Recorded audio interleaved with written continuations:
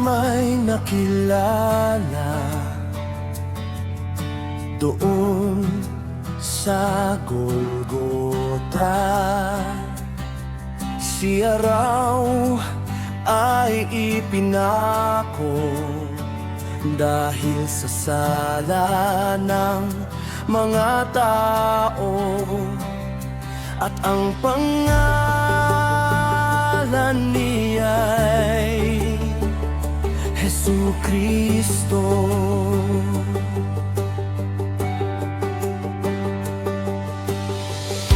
Nangaral siya ng Ebanghelyo sa loob at labas ng templo. Nagalit sa kanya ang mga Hudyo, iba raw ang kaniyang mga turo. Siya ay si Jesucristo, tagapagligtas ng mga tao mula sa langit ay naparito.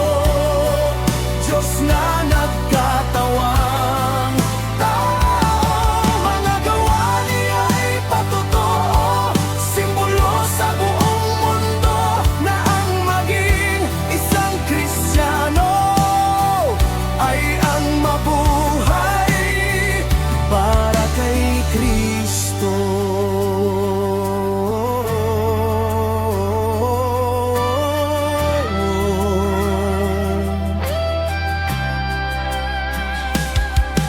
Pinalaya niya ang mga tao sa mga lumang kultura at mga maling tradisyon, at malinaw niyang itinuro na siya nga ang Kristo. Nangaral siya ng Ebanghelyo sa loob at labas ng templo.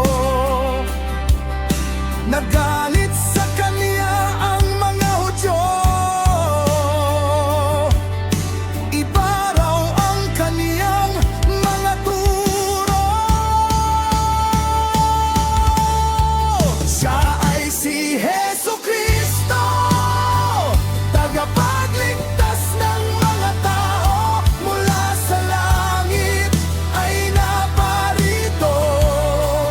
Diyos na nagkatawang tao, mga gawa niya ay patotoo, simbolo sa buong mundo na ang maging isang Kristiyano ay ang mabuhay para kay Kristo.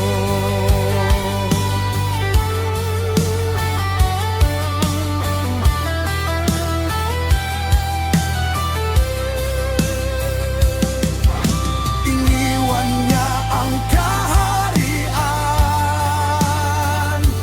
nasa langit siya'y sinasamba. Kahirapan ang sinapit niya upang tayo'y maligtas. Hindi ka pa ba manunumbalik sa Diyos na sa atin umibig? Siya ay si Jesucristo, tagapagligtas ng mga tao mula sa langit ay naparito.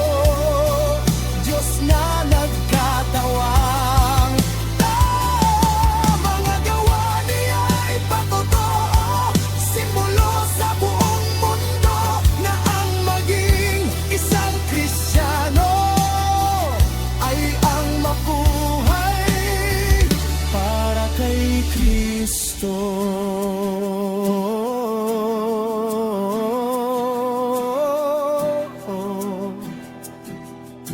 Kaya ako ay isang Kristiyano.